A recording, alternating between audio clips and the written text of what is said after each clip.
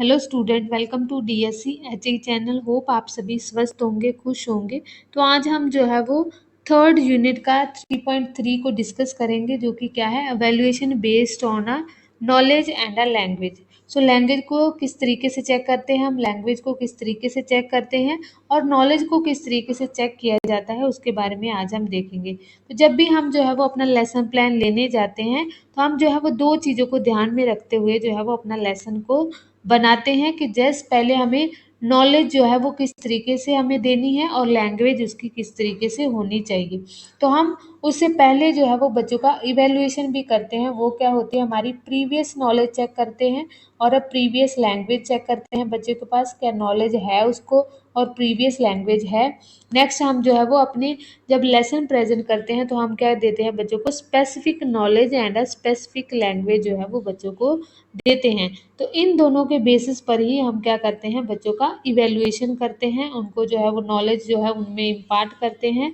और जो है वो उसी के बेस पर जो है वो आगे फर्दर जो है वो अपने लेसन प्लान को हम प्लान करते हैं। नेक्स्ट क्या है हमारे पास, इंट्रोडक्शन। सबसे पहले हम देखेंगे कि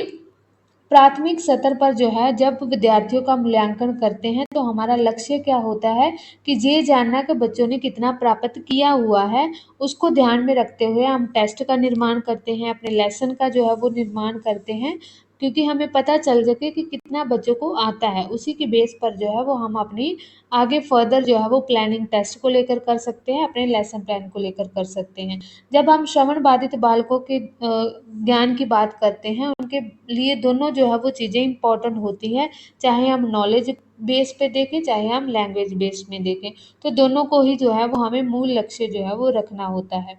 नेक्स्ट क्या है, जैसा कि हम ये जानते हैं कि जो श्रवण बाधित बालक है, आपको पता है कि उनकी क्या होती है, सुनने में उनको जो है वो अक्षमता होती है, जिसके कारण जो है वो उनकी भाषा जो है वो उतनी सफिशिएंट जो है वो उनके पास नहीं होती है, जिसके कारण क्या होता है उनको आगे चलकर दिक्कत आती है। इसीलिए हमें जो है वो डेफ बच्चों के लिए नॉलेज एंड लैंग्वेज का दोनों तरीके से जो है वो एवेल्युएशन किया जाना चाहिए।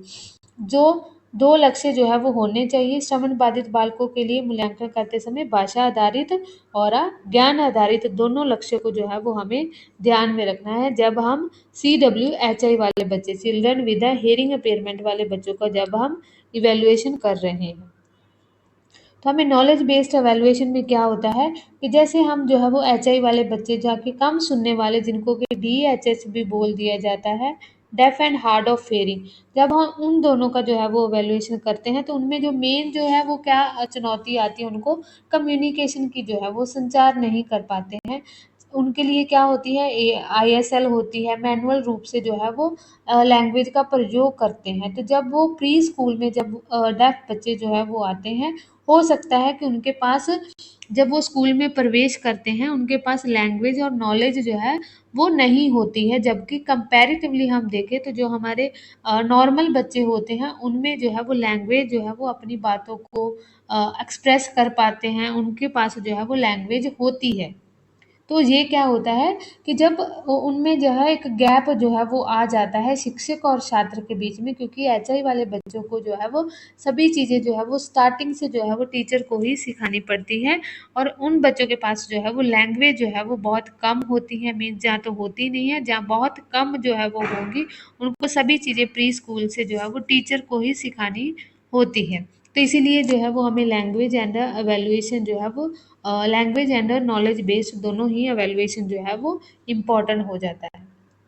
तो जब हम शिक्षक जो है वो एकमात्र ही जो है वो कर्तव्य निभाता है, जो कि प्राथमिक चरणों में मूल्यांकन करना, ताकि ज्ञान के उन हिस्सों का पता चल सके कि छात्रों को जो है कितना जो है वो पहुंचा है। तो मीन्स शिक्षक ही जो है वो बच्चों को नॉलेज भी देता है और उन बच्चों को असेसमेंट भी करता है कि कितनी बच्चों के पास जो है वो नॉलेज जो है वो पहुंच चुकी है, कहाँ तक जो है वो उनको दिक्कत आ रही है, कहाँ जो है वो उन्होंने अचीव कर लिया है। तो वो दोनों जो है वो चेक करने का जो काम है वो शिक्षक द्वारा ही होता है। ज्ञान आधारित मूल्यांकन का उद्देश्य होता है कि कितना जो है वो ज्ञान अर्जन कर लिया है और सीखने के परिणामों की पुष्टि करना, जो जब हम सीखने की मीन्स बच्चे के जब अटेस्ट करते हैं, तो हमें सिर्फ समेटिव असेसमेंट को ही फॉलो नहीं करना। जैसे कि हमने इससे पहले वीडियो में देखा है कि जो अवेल्युएशन है वो दो तरीके से होता है, फॉर्मेटिव एंड समेटिव। तो हमें ज़्यादा जो डिपेंड है वो समेटिव असेसमेंट पर नहीं रहना है, हमें उन बच्चों का कंटिन्यू जो है वो असेसमेंट करते रहना है। यही जो है वो हमें जहाँ कहा गया है कि अगर हमें बच्चों की डेली बेसिस पर नॉलेज चेक करते हैं, वीकली चेक करते हैं, क्लास के दौरान जब हम बच्चों को असेस करते रहते हैं, तो बच्चे की हमें पता चलता जाता है कि कितना बच्चे को आया है, कितना नहीं आया है। अगर हम यही सीधा सोचे कि हम एंड ऑफ द टर्म जब सेमेस्टर खत्म होगा, जहाँ जब साल खत्म होगा तब हम बच्चों का इवैल्यूएशन करेंगे, तो बहुत ज़्यादा जो है वो टाइम बीच में जो है वो गैप आ जाएगा, जिसके कारण जो है वो बच्चे को हो सकता है कि कुछ कॉन्सेप्ट आपने दिए हो, बट जब लास्ट में आप इवैल्यूएशन कर रहे हो समेटिव, तो तब तक बच्चे को भूल भी जा सकते हैं, क्योंकि बच्चे की इतना ज़्यादा डेली डेली वो कॉन्सेप्ट सुनता नहीं है, जितना जब आपने बताया होगा तभी उसको याद रहेगा। जो डेफ बच्चे होते हैं उनको बहुत ज़्यादा रेपिटेशन की जो है वो ज़रूरत होती है। तो इसीलिए जो है वो हमें फॉर्मेटिव असेसमेंट पर जो है वो ज़्यादा फोकस करना होता है। तो ये है नेक्स्ट जो है वो क्या है कि when knowledge based evaluation use, तो कब जो है वो नॉलेज बेस्ड एवेल्युएशन यूज की जाती है, जब हमें संचार की दक्षता सीखने के पूर्व शर्त है। इसीलिए छात्र के संचार कौशल का मूल्यांकन स्कूल में प्रवेश स्तर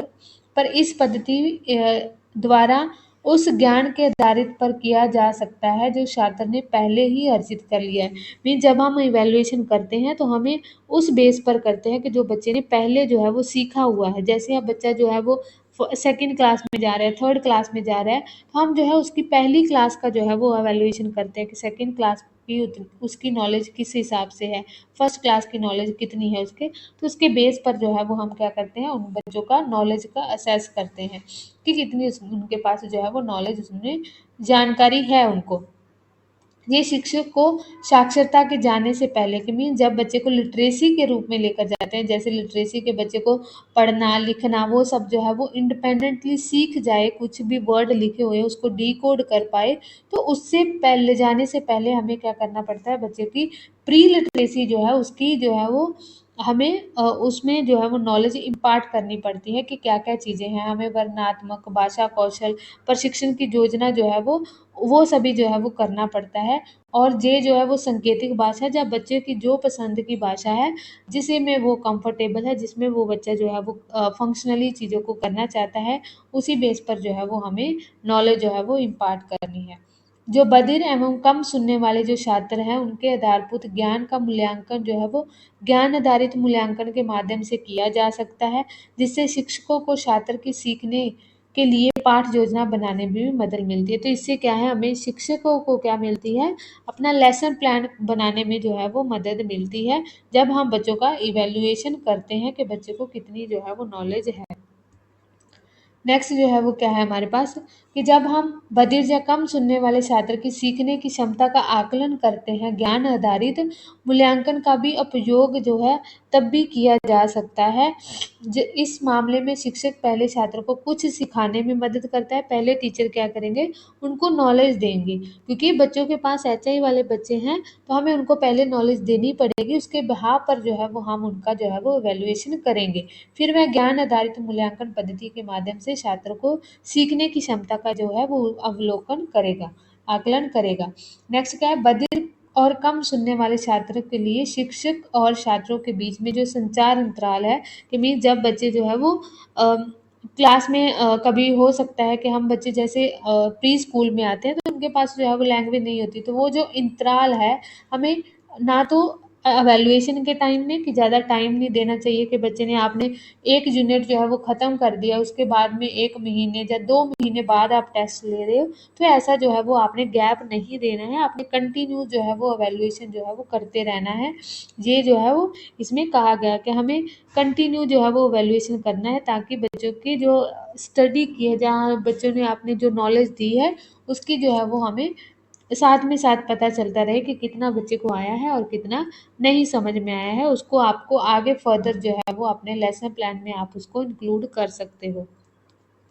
नेक्स्ट हम देखेंगे लैंग्वेज बेस। तो हमने अभी देखा कि नॉलेज के लिए हमें बच्चों के लिए क्या क्या चीज़ें करनी है कि हमें नॉलेज किस तरीके से इम्पार्ट करनी है, हमें किस तरीके से बच्चों एचआई वाले बच्चों को ध्यान में रखते हुए हमें पहले उनको पढ़ाना है, उसी के बेस पर हम क्या करनी है, इवेल्युएशन करनी है। अब लैंग्वेज जो है वो एचआई वाले बच्चों के लिए मोस्ट इम्पॉर्टेंट बन जाती है। 4 स्किल्स जो है वो मेन आती है। सबसे पहले क्या है, listening skill, speaking skill, reading skill and writing skill, जिसको कि हम LSRW भी बोलते हैं। ये जो है वो एक स्किल्स होती हैं जब हम कोई भी लैंग्वेज सीखते हैं, तो इन 4 स्किल्स के कंपोनेंट, इन चारों कंपोनेंट के मदद से जो है वो हमें लैंग्वेज जो है वो सीखी जाती है। जैसे हम पहले सुनना सीखते हैं जब छोटा बच्चा होता है, तो सुनते सुनते ही जो है वो इंसिडेंटली क्या कर जाता है, लैंग्वेज को सीख जाता है, बोलना सीख जाता है। तो सबसे पहले हमने सुना, हमारे पास वो सुनने की क्षमता होगी तो हम चीज़ों को सुन पाएंगे और हम उन चीज़ों को अंडरस्टैंड कर पाएंगे। तो लिसनिंग क्या है, वो पहली जो है वो स्किल है। इसी को सीक्वेंस में आपने याद रखना है, LSRW।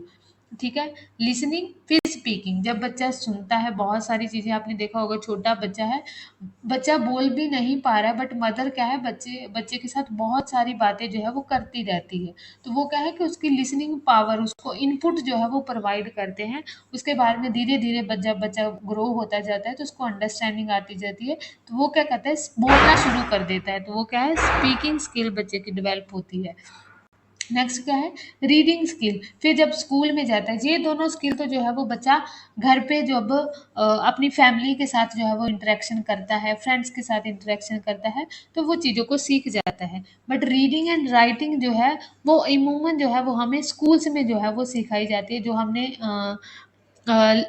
लिसनिंग करते हुए बोलना सीखा है, उसको किस तरीके से लिखा जाना है, किस तरीके से पढ़ा जाना है, वो चीज़ें जो है वो हम स्कूल में फॉर्मली तरीके से जो है वो सिखाई जाती है। घर पे भी आपको जो है वो थोड़ा बहुत लिखना जो है वो A for apple, B for ball, A 1 2 3 4, इस तरीके से सिखाया जा सकता है। बट फॉर्मली जब हम पूरी तरीके से कॉम्प्रीहेंड करना चीज़ों को सीखते हैं, तो वो हम स्कूल में जो है वो सिखाया जाता है। तो वो क्या है, हमारी ये चीज़ें जो है वो हमें एचआई वाले बच्चों के लिए हमें फोर चारों चीज़ों पर जो है वो काम करना पड़ेगा, क्योंकि उनके पास जो है वो ना लिसनिंग पावर है, हियरिंग पावर होगी तो थोड़ी बहुत होगी जो कि उनको अंडरस्टैंड नहीं आएगी। फिर स्पीकिंग, हमें उनको बोलना भी सिखाना पड़ेगा। हो सकता है कि अगर बच्चे के पास रेजिडुअल हियरिंग है, बची हुई उनके पास श्रवण क्षमता है, तो हम असिस्टिव डिवाइस देकर उनको जो है वो अलग अलग थेरेपीज की मदद से, स्पीच थेरेपी हो, तो इसीलिए जो है वो आपके इसमें दिए गए हैं। तो जब हम भाषा जो है वो क्या है, एक स्किल बेस्ड है। जैसे हमने देखा कि LSRW क्या है, हमारे पास 4 स्किल्स हैं। भाषा शिक्षण के कौशलों को एक कर्मिक विकास किया जाता है, तो नहीं करेंगे। स्पाइरल मीन्स ये एक दूसरे के साथ जो है वो गुथी हुई है और इंटरलिंक्ड है। जितना हम सुन रहे हैं उतना ही हम बोल रहे हैं, जितना जो है वो हम चीज़ें रीड कर रहे हैं उतना ही जो है वो हम क्या कर रहे हैं, एक्सप्रेस कर रहे हैं। वही चीज़ के एक दूसरे के साथ जो है वो इंटरलिंक्ड है ये चारों ही स्किल।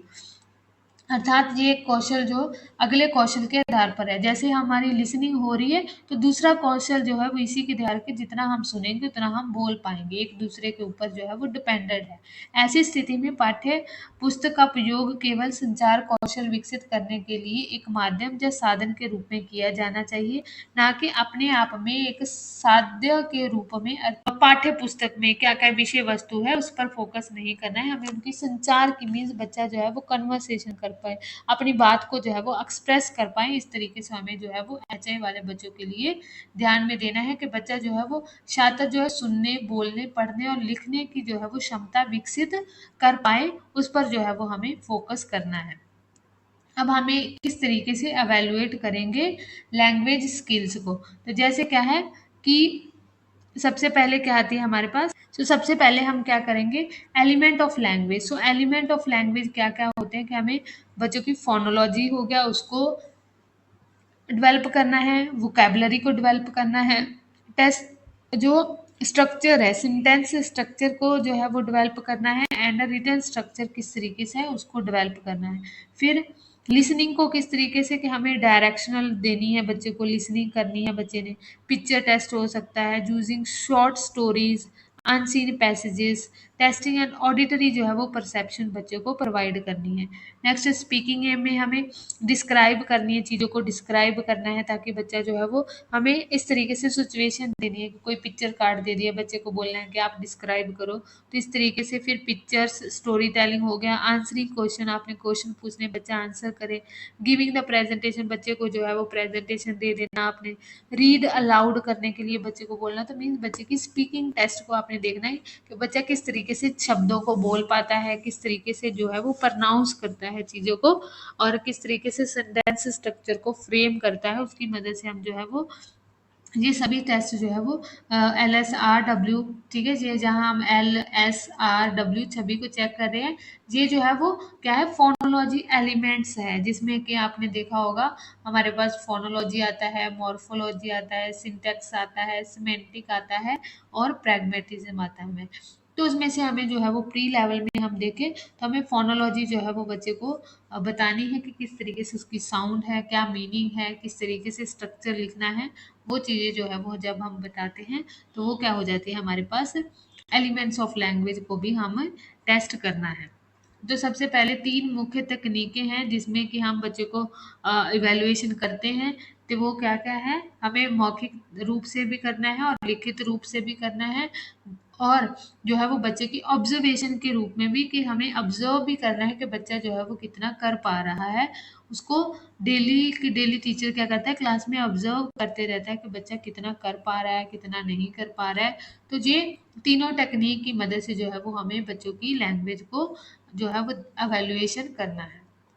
नेक्स्ट इस भाषा के जो इम्पोर्टेंट एलिमेंट्स हमने देखे, कि जिसमें किसी भी भाषा को समझने और उस भाषा के स्वैय को व्यक्त करने के लिए भाषा क्षमता के तत्व के ज्ञान पर जो है वो निर्भर करती है, जिसमें जो है वो स्वर ज्ञान, ध्वनि प्रणाली, शब्दावली और संरचना जो है वो शामिल होती है, कि किस तरीके से हमने वोकेबलरी लिखनी है, फोनोलॉजी, साउंड सिस्टम क्या है, और मीनिंग एंड स्ट्रक्चर जो है वो किस तरीके से लैंग्वेज का होता है,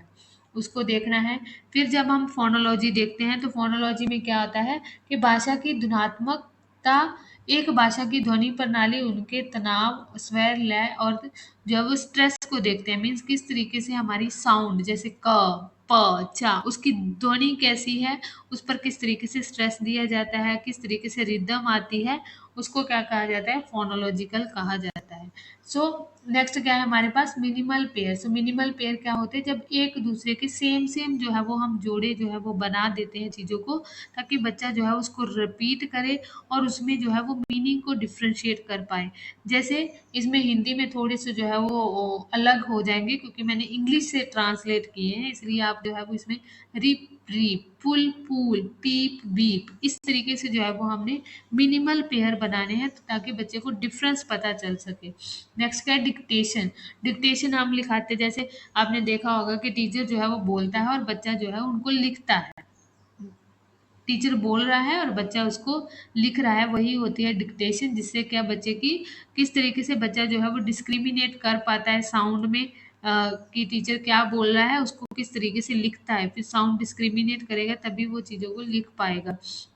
teacher speaks out the word sentence, teacher क्या करते हैं, शब्दों को जो है वो बोलते हैं, बच्चा क्या करता है उसको नोटबुक पर लिखता जाता है। फिर the test, not only the test spelling, इसमें सिर्फ स्पेलिंग ही टेस्ट नहीं किए जाते, but also sound discrimination as well as the learner syntactic ability, के बच्चा किस तरीके से सेंटेंस को लिखता है उसको मीनिंग में बनाते हुए, और किस तरीके से साउंड को डिस्क्रिमिनेट करता है। जैसे हमने यहाँ देखा पुल पूल, तो बच्चा किस तरीके से वर्ड को, टीचर ने पुल और पूल दोनों बोले, कि क्या बच्चा उन दोनों में डिफ्रेंशिएट कर पा रहा है साउंड को, उस तरीके से जो है वो हम चेक करते हैं। नेक्स्ट क्या है, ऑब्जेक्टिव टेस्ट जो है वो लेते हैं शिक्षक। ऑब्जेक्टिव टेस्ट हो सकता है कि आपको 4 ऑप्शन दे दिए, तो आपने टिक मार्क करना है कौन सा सही है कौन सा गलत है। वो क्या होते हैं, पिक्चर टेस्ट हो सकता है लोअर लेवल के लिए, और पेपर पेंसिल टेस्ट जो कि आपने देखा होगा क्लासेस में लिया जाता है, आपके समेटिव टेस्ट टेस्ट में लिया जाता है। नेक्स्ट क्या है, जहाँ for example picture of sheep and sheep are given, teacher speak ship are the children tick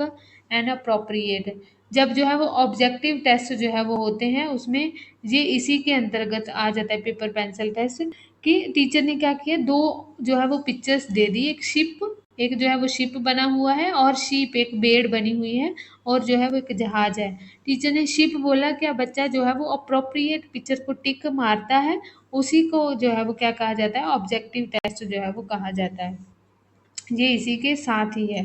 next क्या है, शब्दावली एंड अ भाषा शिक्षण। सो वोकेबलरी एंड अ लैंग्वेज को टेस्ट किया जाता है अलग अलग तरीके से, जैसे जहाँ एग्जाम्पल दी गई है कि बार्बर है, वेटर है, बेकर है, तो बच्चे को जो है वो इस पर मिलान करना है कि कौन जो है बार्बर क्या काम करता है, कि ब्रेड कौन बनाता है, बेकर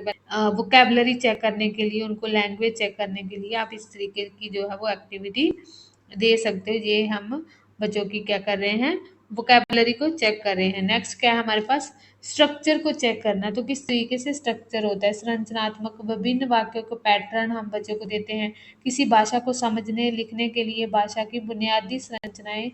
परिचित होना आवश्यक होता है, इसीलिए संरचनात्मक वस्तुओं का एक प्रशिक्षण छात्र के सही जो है वो व्याकरणिक रूपों की पहचान करने के, विभिन्न संरचनाओं की हेरफेर करने की क्षमता को मापना, कि किस तरीके से बच्चा जो है वो करेक्ट ग्रामेटिकली फॉर्म्स को जो है वो लिखता है, मैनिपुलेट करता है, उसी को टेस्ट जो है वो हम स्ट्रक्चर को जो है वो टेस्ट करते हैं। नेक्स्ट, ऑरल स्ट्रक्चर के छात्रों की संरचनाएं मौखिक रूप से क्या, question as well as known the method. So questioning भी जो है वो एक तरीके का मेथड है। ओरल तरीके से हमने क्वेश्चन जो है वो बच्चे को पूछा और बच्चा क्या है उसको किस तरीके से आंसर करता है, वो क्या है हमारा ओरल स्ट्रक्चर जो है वो टेस्ट हो गया। नेक्स्ट, हम रिटर्न स्ट्रक्चर, जैसे हमने देखा कि हम वेरियस तरीके से जो है वो हम टेस्ट जो है वो लेते हैं बच्चे की स्ट्रक्चर को चेक करने के लिए, किस तरीके से वो सेंटेंस स्ट्रक्चर लिखता है। अंग्रेजी में संरचनाओं के परीक्षण के लिए विभिन्न विभिन्न प्रकार की वस्तुएं निर्देशित किए जा सकते हैं, जिसमें सबसे आम आम जो है वो बहुविकल्पी, जैसे कि हमने देखा मल्टीपल चॉइस क्वेश्चन हो गया, आपने रिक्त स्थान भरने के लिए दे दिया, उपयुक्त वाक्य बनाने के लिए, जहाँ किस तरीके से इसमें कोई त्रुटि तो नहीं है उसको पहचान करने के लिए हम क्या करते हैं, रिटन स्ट्रक्चर जो है वो बच्चे का इवेलुएशन करते हैं। नेक्स्ट क्या है कि क्या, अब आ गया टेस्टिंग लिसनिंग को। अब लिसनिंग को किस तरीके से चेक करेंगे, लिसनिंग जो है वो एक कॉम्प्रीहेंशन जो है वो होती है। Test are design to be student ability, जिसमें हम क्या बच्चे की अंडरस्टैंडिंग चेक करते हैं कि वो ओरल मैसेज को किस तरीके से अंडरस्टैंड कर रहा है। तो जो बच्चा ओरली जो है वो अंडरस्टैंड कर पाता है चीज़ों को, किस तरीके से शब्दावली बढ़ती जा रही है, उसको उसके बारे में नॉलेज है, व्याकरण का जो है इसमें प्रशिक्षण कर सकते हैं हम। सुनने की समझ को समझ के प्रशिक्षण के लिए नीचे जो है वो कुछ जो है वो इस तरीके से जो है वो हम कर सकते हैं। जैसे निर्देशन देना, तो गिवन द डायरेक्शन, जैसे आप बच्चे को दो कि मुझे पेन दो, तो क्या बच्चा उस चीज़ को सुनकर जो है वो एक्ट परफॉर्म कर रहा है कि आपको पेन दे रहा है। उससे आपके बच्चे की आप बच्चे की लिसनिंग को जो है वो चेक कर सकते हो। इस पुस्तक को अपने बैग में रखो, तो ये क्या है, हमें बच्चे की कॉम्प्रीहेंशन जो है वो चेक करनी है कि हमने डायरेक्ट इंस्ट्रक्शन दी है तो क्या बच्चा उस चीज़ को परफॉर्म कर रहा है कि नहीं कर रहा है। नेक्स्ट, हमने पिक्चर टेस्ट की मदद से, कि पिक्चर की मदद से जो है वो हम टेस्ट कर सकते हैं, जैसे कि चित्र हो गया, मानचित्रों, आरेखों, अलग अलग तरीके से diagram, testing listening comprehension without requiring any other skill like a speaking and reading. Only आपने सिर्फ जो है बच्चे की कौन सी पावर चेक करनी है, लिसनिंग को ही चेक करना है इसमें। आपने अदर जो है वो स्पीकिंग एंड रीडिंग को आपने यहाँ नहीं देखना है कि क्या बच्चा पिक्चर, मैप, डायग्राम उनकी जो है वो यूज़ करते हुए आपने बच्चे की लिसनिंग कॉम्प्रीहेंशन चेक करनी है। नेक्स्ट क्या है हमारे पास, use the short story and unseen passages. तो शॉर्ट स्टोरीज हो गया, अनसीन पैसेजेस की मदद से जो है वो आपने बच्चे की लिसनिंग चेक करनी है। द स्टोरी और a passage is the passage are selected according to the level of the student, तो बच्चे के लेवल के अकॉर्डिंग स्टोरी होनी चाहिए। The students are given a sheets with the question based on the passage, तो आपने उस स्टोरी को रीड करने के बाद में आपने कुछ क्वेश्चन देने हैं ताकि बच्चे को देखना है कि आप वो बच्चा कॉम्प्रीहेंड कर पा रहा है। The story passages is read out and the student have to answer the question on the sheet, तो बच्चे ने बाद में जो है वो उसके आंसर जो है वो देने हैं, जिससे जो है वो कॉम्प्रीहेंशन जो है वो चेक करना है। पहले आपने स्टोरी क्या की, बच्चे को सुनाई, उसके बाद में आपने देखना है कि बच्चा आंसर कर रहा है कि नहीं कर रहा है, वो क्या बच्चे की लिसनिंग को आप चेक कर रहे हैं। Next testing the auditory perception, so auditory perception को देखने लिए for example teacher the concert was a great success, so teacher ने बोला कि जो कॉन्सर्ट था वो बहुत अच्छा था। डिड आई से ग्रेट एंड ग्रीट, सो इनमें जब बच्चे ने सुना होगा कि क्या बच्चा यहाँ आंसर दे पाएगा कि ग्रेट बोला है कि द ग्रीट बोला है। ठीक है, जहाँ हिंदी में कुछ मतलब जब हम ट्रांसलेट करते हैं तो वो हिंदी मीनिंग अलग निकालता है, तो आप एग्जाम्पल जो है वो आप इंग्लिश में ही लिखिएगा। ठीक है, नेक्स्ट टीचर ने बोला कि refugee was caught try to free the country, अब टीचर ने यहाँ पूछा क्या, डिड आई से फ्ली एंड फ्री, तो बच्चे को ने देखना है कि बच्चा सुनकर जो है वो उसमें डिस्क्रिमिनेट कर पा रहा है कि टीचर ने फ्री बोला है कि या फ्ली बोला है। Next did I, next teacher ने बोला ही spilt about a litre of milk, and next teacher ने क्वेश्चन पूछा डिड आई से स्पिल्ट और स्पिल्ट, स्पिल्ट और अ स्पिलिट, तो इसमें दोनों में जब बच्चा जो है वो डिफरेंस कर पाएगा तो वो हो गया, हमें बच्चे की लिसनिंग को जो है वो ऑडिटरी परसेप्शन को जो है वो हमें चेक कर। नेक्स्ट हम देखेंगे स्पीकिंग, तो स्पीकिंग में क्या है, स्पीकिंग जो है वो एक कॉम्प्लेक्स प्रोसेस हो जाता है जिसमें कि हमें हमारी एबिलिटी जो है वो बहुत ज़्यादा यूज़ होती है। Complex skill involve the use of number of ability, the main component of speech process are pronunciation, के किस तरीके से हमारी जो है वो हम भाषाओं का उच्चारण करते हैं, किस तरीके से हम स्ट्रेस देते हैं, इंटोनेशन क्या है, वोकैबुलरी क्या है, स्ट्रक्चर क्या है, किस तरीके से हम चीज़ों को जर्नल करते हैं, फ्लुएंसी तरीके से जो है वो बोलते हैं जनरली, तो वो क्या है, हमें स्पीकिंग जो है वो हमें उसी तरीके से बच्चों की जो है वो असेस करनी है। इसमें क्या है, आंसरिंग द क्वेश्चन, तो आप बच्चे को क्वेश्चन आंसर पूछ सकते हो। The teacher ask the question and the student answer them, teacher क्या करेगा, क्वेश्चन पूछेगा, बच्चे क्या करेंगे, उसका आंसर जो है वो देंगे। The this is the good device testing student vocabulary structure,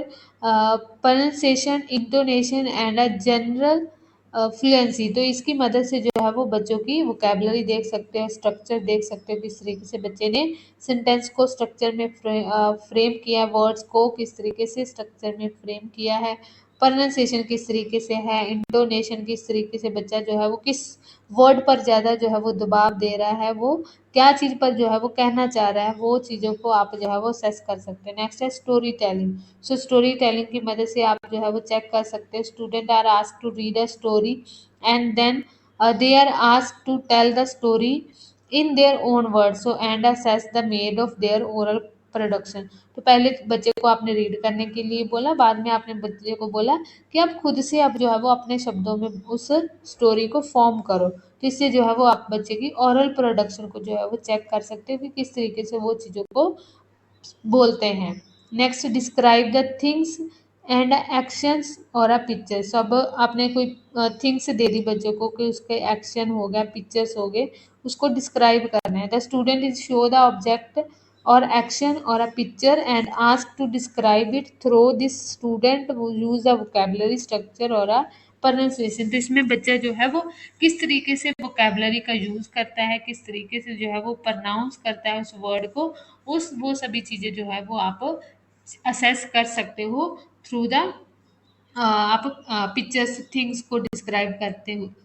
करने के लिए जब आप दोगे तो। नेक्स्ट है स्पीकिंग टेस्ट में और क्या क्या चीज़ें हैं, क्या हमें गिविंग द प्रेजेंटेशन, तो आप बच्चों को प्रेजेंटेशन के लिए दे सकते हो, जिसके लिए आपको टॉपिक बच्चों को देना होगा, उसके लिए आपने बच्चे को टॉपिक दिया, उसके लिए आपने बोलना है कि उसके बाद में इस टॉपिक को अच्छे से पढ़ना है और बाद में तुमने प्रेजेंट करना है, तो उसके लिए आपने सफिशिएंट टाइम भी बच्चे को देना है, बच्चा प्रिपेयर करे, देन जो है वो उसकी प्रेजेंटेशन जो है वो आपने लेनी है। ये भी एक एक्टिविटी जो है वो हेल्पफुल है बच्चे की स्पीकिंग टेस्ट करने के लिए, उसको अवेलुएट करने के लिए। नेक्स्ट है reading allowed, so reading allowed जो है वो बच्चे को बोलना है कि जोर जोर से जो है वो बच्चा किसी चीज़ को रीड करे, उसकी मदद से जो है वो आप चीज़ों को असेस कर सकते हो कि किस तरीके से बच्चा जो है वो प्रनाउंस करता है, किस तरीके से चीज़ों को जो है वो बोलता है, डायलॉग हो गया, शॉर्ट कन्वर्सेशन हो गया, प्ले, पैसेजेस, टेक्स्ट बुक में जो जो चीज़ें दी हैं, क्या बच्चा अप्रोप्रिएट मटेरियल जो है वो बच्चे को देना है, उसकी लैंग्वेज के उसके लेवल के अकॉर्डिंग जो है वो आपने मटेरियल प्रोवाइड करना है, उसके बाद में जो है वो आपने बच्चों को रीड अलाउड कर के भी आप जो है वो स्पीकिंग जो है वो आप एवेलुएट कर सकते हो। नेक्स्ट आ गया हमारे पास रीडिंग। ये अभी हमने, हाँ, ये स्पीकिंग देखा। अभी हमारे पास क्या है, रीडिंग। सो रीडिंग के लिए आप क्या करना है, involve the variety of ability such as a word text skill, reading the comprehension, reading comprehension हो गया, reading speed, skimming and scanning. Skimming और स्कैनिंग जो है वो एक रीडिंग की एक तरीके के टाइप है। स्कीमिंग होता है जैसे आप कोई चीज पढ़ रहे हैं तो उसको हमने ऊपर ऊपर से जो है वो पढ़ के हुए अंदाजा लगा लिया। जैसे आपने हेडिंग को देखते हुए ही, कुछ बच्चे होंगे हेडिंग को देखते हुए अंदाजा लगा लेंगे कि इसके बीच में क्या होगा। तो वो क्या, उन्होंने क्या किया, उन्होंने स्कीमिंग कर ली उस चीज की कि इस पीपीटी में इस जो कॉन्टेक्स्ट है इसमें क्या क्या चीजें आएंगी। तो वो क्या है, वो स्कीमिंग किसके बेस पर करते हैं, उनके प्रीवियस नॉलेज के बेस पर जो है वो स्कीमिंग करते हैं। एक होता है स्कैनिंग। स्कैनिंग होता है जैसे आपने उस वर्ड को, उस जो हेडलाइन थी, जो टॉपिक था जो हमने पहले लिखा था स्टार्टिंग में फर्स्ट में, उसको देखकर आपने नई चीजों को नहीं समझ पाए, आप पूरी डिटेल में जो है वो चीजों को जब जाते हो कि क्या क्या किस किस में चीजें में क्या कही गई है, वो क्या करते हैं, आप स्कैन करते हैं। जैसे हम फोटो स्टेट करते हैं तो वो एक एक वर्ड को, सभी चीजों को जो है वो क्लियरली स्कैन कर देता है, चाहे उसमें आप वर्ड टू वर्ड चीजों को एक सिस्टेमेटिक तरीके से चीजों को देखते हैं, वो क्या होता है, स्कैनिंग। ठीक है, ये दोनों टर्म आपको क्लियर होनी चाहिए। नेक्स्ट क्या है, इज ये रीडिंग की जो है वो एक प्रकार की टाइप्स में आ जाता है, जिसमें कि newspaper, magazine, advertisement, letter, diaries, map, chart, time table, notice, ये सभी चीजें जो है वो हम बच्चों को रीड करने के लिए अलग अलग जो है वो मटेरियल प्रोवाइड कर सकते हैं। But reading comprehension is the main stay of a reading assessment is a mostly school में जो है वो हम करवाते हैं, जिससे कि बच्चे जो है वो अपनी बुक्स से जो है वो पढ़ते हैं किस तरीके से क्या चीज़ें हैं। लेकिन ज़्यादातर स्कूलों में पढ़ने में मूल्यांकन का मुख्य आधार है पढ़ने की समझ, है कि हमें बच्चों की अंडरस्टैंडिंग पावर को क्या करना है, वो डेवलप करनी है। पढ़ने के शामिल पढ़ने में शामिल कुछ खास कौशल पढ़ने की जो है वो क्या होते हैं, कि संदर्भ में शब्द, वाक्यांशों और वाक्यों के अर्थ को समझना, कि जो भी चीज़ें लिखी गई हैं उन उन वर्ड्स के मीनिंग को जो है वो अंडरस्टैंड करना जो है वो मोस्ट इम्पॉर्टेंट होता है। इसी के बाद में जो है वो जैसे अंडरस्टैंडिंग द आइडिया ऑफ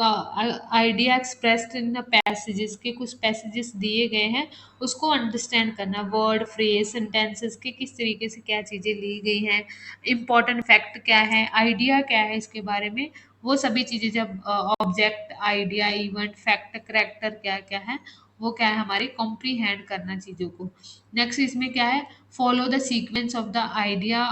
क्या है, फैक्ट क्या है इसमें, कंपेयर करना ऑब्जेक्ट एंड आइडियाज को, फिर distinguish between the related word and idea, के क्या क्या वर्ड यूज किए गए हैं, क्या क्या आइडिया हैं, फिर इंटरप्रेट करना उस आइडिया को, फिर इन्फ्रिंग कुछ अनुमान निकालना कि इसका क्या जो है वो मीनिंग हो सकता है, फिर इन्फ्रिंग the mood and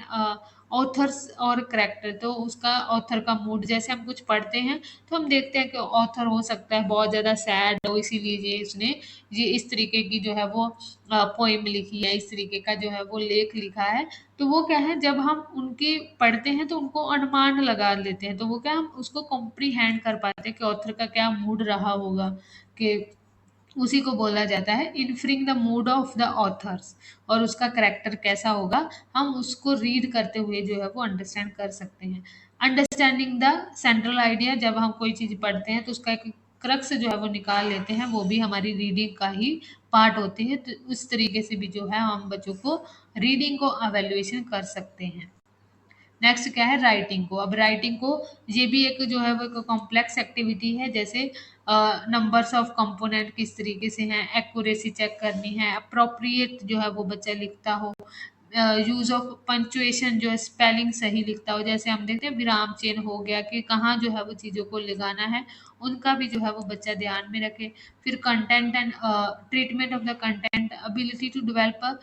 thought relevant, जो चीज़ें लिख रहा है वो रेलेवेंट होनी चाहिए, एंड स्टाइलिस्टिक जो है वो स्किल, ऑर्गेनाइज किस तरीके से मटेरियल को करना है। राइटिंग, जब बच्चा जो है वो स्टार्टिंग फेज में होता है तो हमें बहुत ज़्यादा लॉन्ग जो है वो पैराग्राफ नहीं देते हैं, बट ओनली द सेंटेंस जो है वो बच्चों को प्रोवाइड करते हैं। नेक्स्ट जो है मान लो बच्चा जो है वो फर्स्ट क्लास में है, तो उसके लिए गिवन द पिक्चर दी जाती है टेस्ट के लिए। पिक्चर में be shown to the children and they may be ask to the write their name. को बच्चे को पिक्चर दिखा दी, जैसे आपने कैट की पिक्चर दिखा दी, तो बच्चे को बोलना उसका नाम लिखे। ट्री दिखा सकते, बैट एक्सेट्रा, कोई भी चीज़ दिखाकर उनका नाम लिखना, जिसके टेस्ट है आप उनकी हैंड राइटिंग, वोकेबलरी, उनकी स्पेलिंग को जो है वो चेक कर सकते हो। नेक्स्ट, जैसे बच्चा सेकेंड क्लास में है, तो बच्चे को फोर्थ एंड फिफ्थ जो है वो कंटिन्यूस सेंटेंस बेस्ड जो है वो अपने राइटिंग को चेक करना है। They can also ask to write a simple sentence. तो जहाँ हम वर्ड चेक कर रहे थे, जहाँ हम सेंटेंस को चेक कर रहे हैं कि किस तरीके से बच्चा जो है वो लिख पाता है, वर्ड्स को एक सेंटेंस में किस तरीके से फ्रेम कर पाता है। तो वो चीज़ें हम चेक करने हैं। तो ये जो है वो हमारी पूरी वीडियो थी, जिसमें हमने देखा language and a evaluation based, language and a knowledge based किस तरीके से हमें इवैल्यूएशन करना है। तो ये सभी चीज़ें जो है वो अपने ध्यान में रखनी है। सो ये थी आज की video. Thank you so much.